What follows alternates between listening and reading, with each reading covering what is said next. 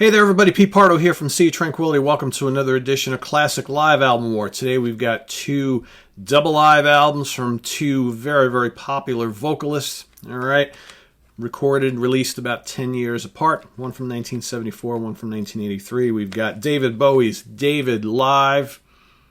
Okay, and on the other end of the ring we've got Peter Gabriel Plays Live. Both pretty simply titled. It's okay. Let's get down to business. No big deal, right?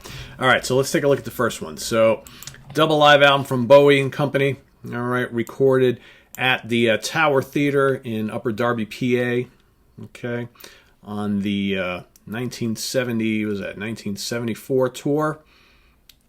Summer 1974, released in October, end of October that year. Bowie's kind of finishing out kind of like one era. Again, we talk about this a lot of times on this show about how a lot of live albums are released to kind of close one door and open another in the career of an artist or a band. So here, kind of, the Diamond Dogs, all right, kind of the end of that era, Diamond Dogs and Ziggy and all that kind of stuff, where David's going to move into more of the kind of like what they call the white soul era, I guess you could call it, blue-eyed soul, whatever you want to call it. Kind of the end of the glam rock into a different phase of his career. So as we know that Young Americans and all that kind of stuff is too soon to come for him. So pretty good performances on here, I think. Again, this is one of those ones that I've had a lot of the Bowie catalog for many years. I've only just gotten this like within the last year. Okay. So, and I have various other Bowie live albums, but this is good because it contains a lot of really good material from the early part of his career. So we've got Bowie on vocals. Of course, you got the great Earl Slick on guitar, putting in a fine performance. We just don't hear enough from that guy. Herbie Flowers on bass. All right, Michael Kamen, surprisingly enough, on all sorts of keyboards. Tony Newman on drums. Pablo Rosario on percussion. David Sanborn, the great David Sanborn, on sax and flute. Richard Grando on sax and flute as well. You got Mike Garson on piano and mellotron, and then a couple of folks on backing vocals. All right.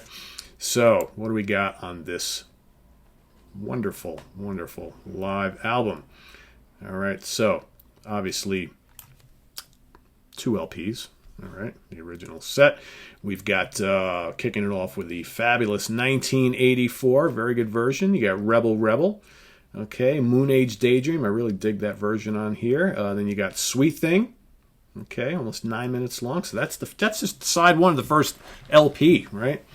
That's pretty strong. All right, that's a good sampling of a lot of some of the best songs from the early part of Bowie's catalog. It doesn't change. It doesn't change from there. It doesn't let up from there. We go to Changes on side 2.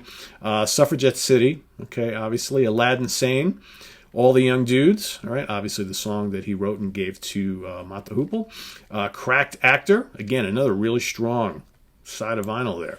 Side 3, Rock and Roll With Me. Watch That Man. Great song, great version on here. Then you got Knock on Wood, an old Eddie Floyd, Steve Cropper number. Then you got the wonderful Diamond Dogs. And then on side 4, you got Big Brother, The Width of a Circle. It's one of my favorite of the older Bowie tunes. Rockin' with some great guitar licks from Earl Slick. The Gene Genie, kick-ass version, and then Rock and Roll Suicide to finish it all off.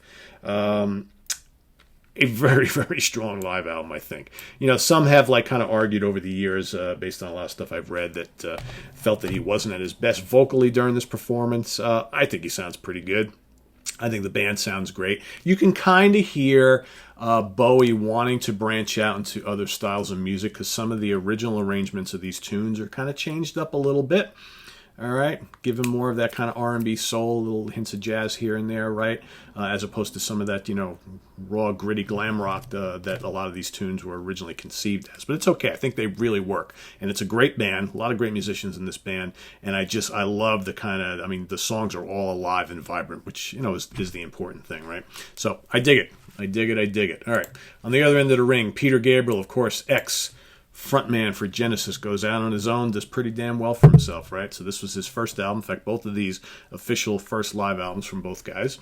Okay, this one recorded in all sorts of places in 1982 and 1983, in England, U.S., so on and so forth. We got the Braden Auditorium in Illinois State University, Memorial Hall, Kansas City, Chick Evans Fieldhouse, Northern Illinois, SIU Arena, Southern Illinois, all right, as well as Bath, England, all right, so all recorded and taken from all sorts of different places. So again, this is Peter Gabriel just as he's really starting to peak as a solo artist. Okay, he's had a handful of albums up until that point, solo albums, each one kind of doing better than the next, and then if I hear he's blowing up all over the place.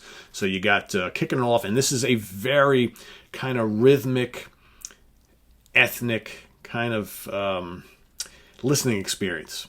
All right, because you got a lot of really good musicians, and at this point in time, Peter is really embracing like world music, right? So, and his music going forward is going to have a lot of that. So you got Gabriel on vocals, keyboards here and there, Jerry Marotta on drums, the great Tony Levin on bass guitar, David Rhodes on guitars, Larry Fast on keyboards and synths, and Greg Fulginiti. Fulginiti, sorry, on mastering of the whole thing, okay, putting it all together. So we got on side one, okay, you got Rhythm of the Heat, okay, rumbling, tumbling Rhythm of the Heat. I Have the Touch, Not One of Us, always dug that tune a lot. Family Snapshot, side two, DIY, great song, done very well on here. The Family and the Fishing Net, a very cool Intruder. And I go swimming in the water. Very upbeat version of that tune. Okay, continuing on with San Jacinto. Okay, very cool version on here. Solsbury Hill. Excellent, No Self-Control. And I Don't Remember. Okay, very strong side of vinyl right there, side three. Okay, all four tunes. Excellently done. And then on side four, okay, you got Shock the Monkey. The big hit for him at the time, all right? Humdrum, On the Air, and then a epic version of Biko. I can still remember as if it was yesterday. 1984, my first semester in college. Here I am, this metal, young 18-year-old metalhead and hard rocker and what have you, and I'm living in a suite with a whole bunch of guys who were into the Dead and reggae and prog and classic rock, and hardly any of them listened to any metal at all.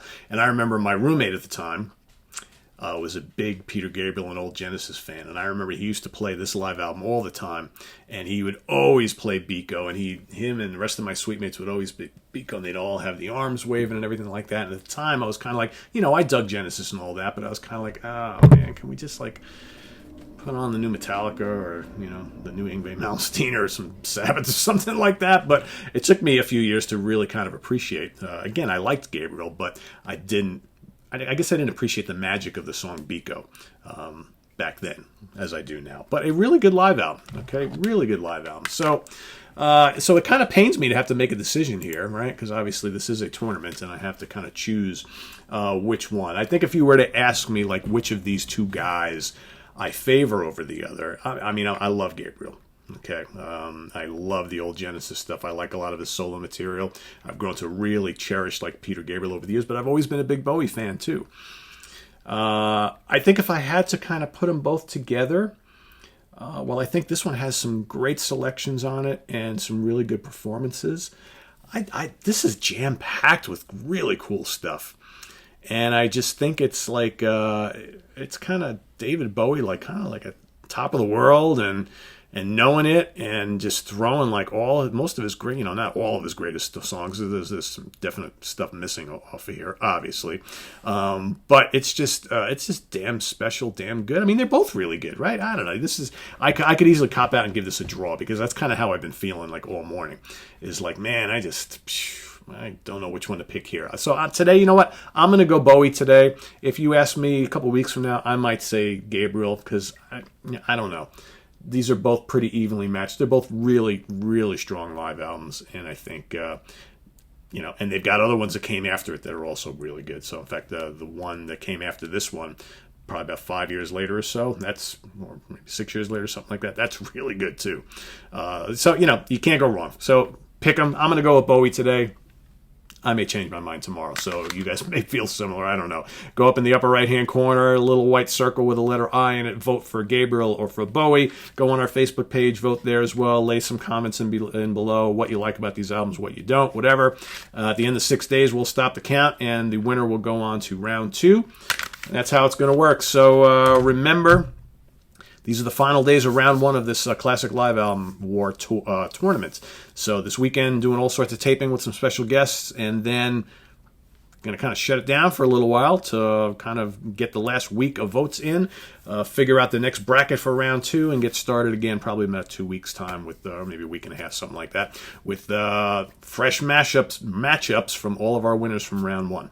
Okay, as we kind of move our way to see what is your favorite live album of all time. Visit us on the web at www.seeitranquility.org. We're on Facebook, we're on Twitter, of course, we're on YouTube every damn day. Tomorrow, 9:30 a.m. Eastern Standard Time. Questions and answers. Going to kind of have to keep it to about 30 minutes tomorrow because I've got Mr. Chris Allo coming in. We're going to be recording all sorts of stuff tomorrow, right? So I'm going to keep the questions and answers to 30 minutes so I can get ready for Chris to come in once we finish that. So we'll see you guys at 9:30 tomorrow morning.